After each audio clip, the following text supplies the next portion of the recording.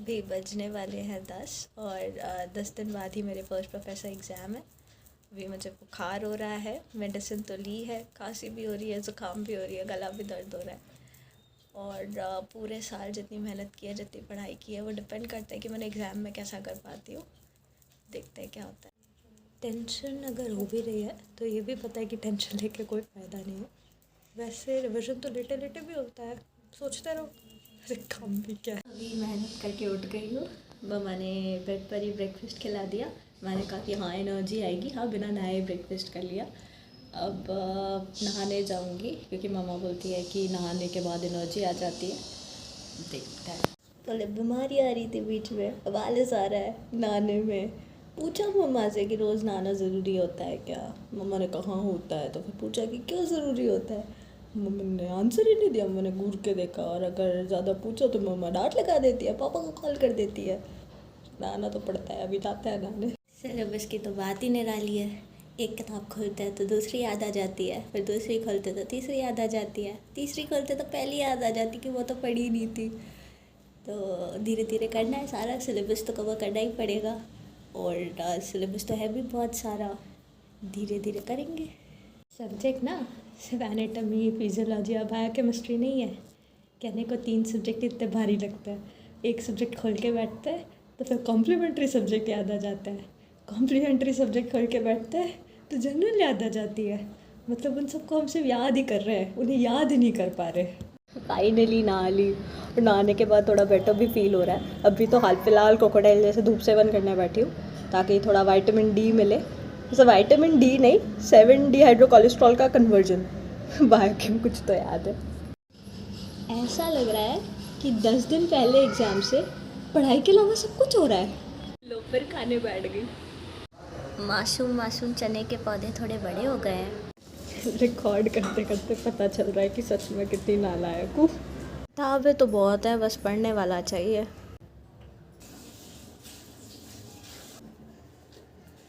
Blood pressure, systolic blood pressure and diastolic blood pressure.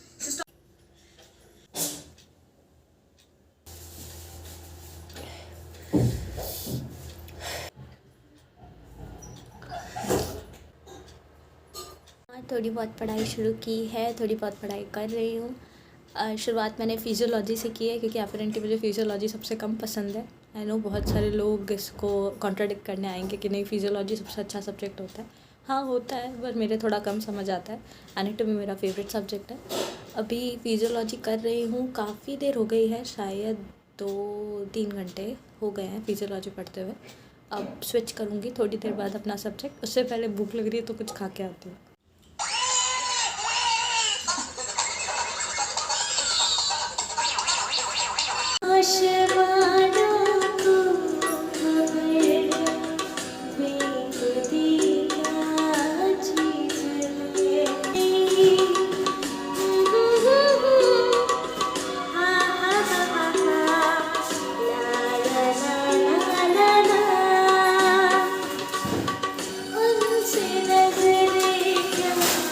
इतना तो काम भी नहीं है जितनी मैं डी स्ट्रेसिंग कर लेती हूँ। 2 टाइप के लोग होते हैं। एक तो वो होते हैं जिन्हें स्ट्रेस में बहुत ज़्यादा भूख लगती है, और दूसरे वो होते हैं जिन्हें स्ट्रेस में भूख ही नहीं लगती। मैं तीसरी प्रकार की प्राणी हूँ। मुझे स्ट्रेस नहीं है तब भी भूख लगती रहती है।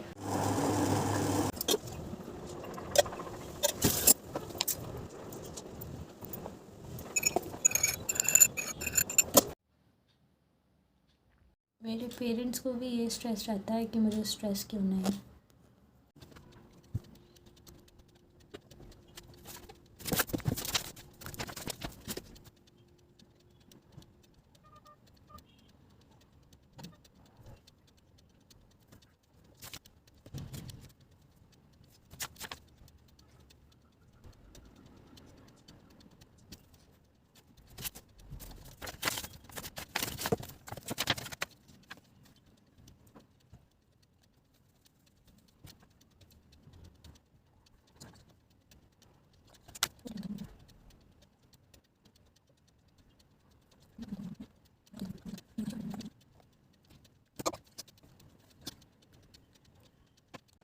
MBBS लाइफ में आने के बाद बहुत सारी चीज़ें चेंज हुई। और उसमें सबसे बड़ी चीज़ ये चेंज हुई है कि MBBS लाइफ से पहले जैसे 100 नंबर का पेपर है तो उसमें ये लगता था कि एक नंबर भी कैसे कट जाए, और अब ये लगता है कि अगर 10 मार्क्स का क्वेश्चन आया है तो उसमें आपको एक नंबर भी कैसे मिल गया, क्योंकि हज़म नहीं होता किसी को यहाँ पे आपको नंबर देना। यहाँ पे ऐसे बातें नहीं होती है कि 99%, 98%, यहाँ बातें होती पास और फेल में।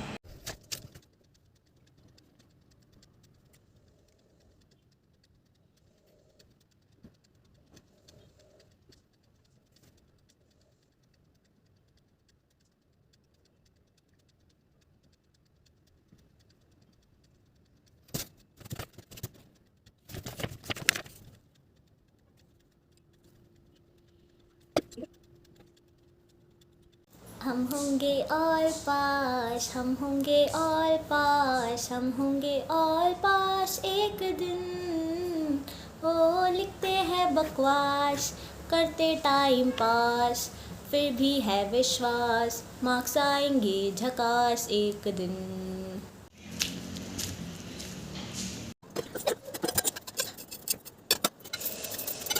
तैयार है मेरी चाय। खाऊंगी इसके साथ पार्ले जी।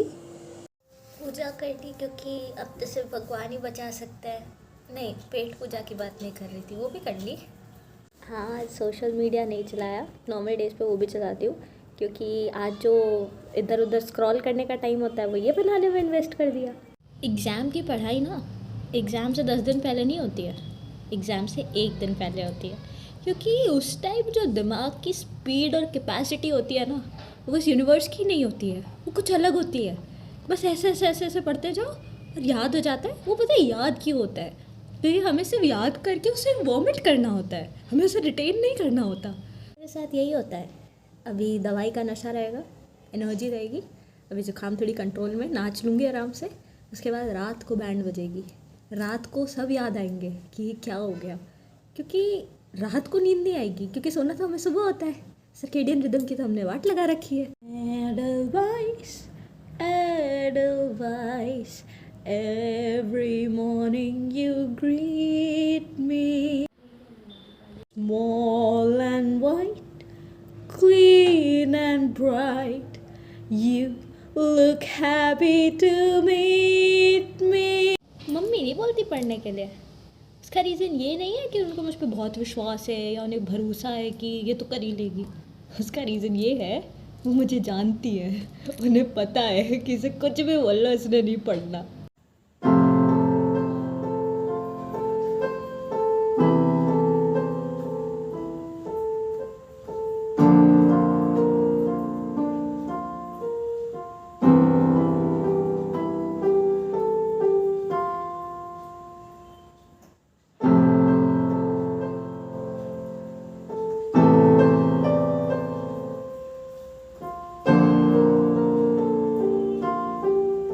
Music is something that really helps me. It is something that keeps me sane.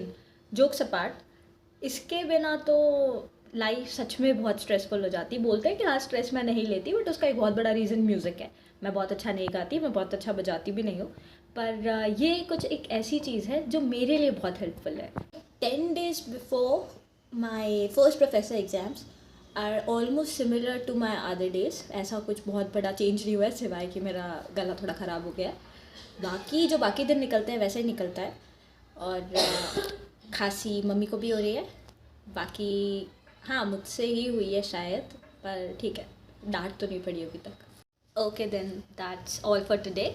This was my first vlog.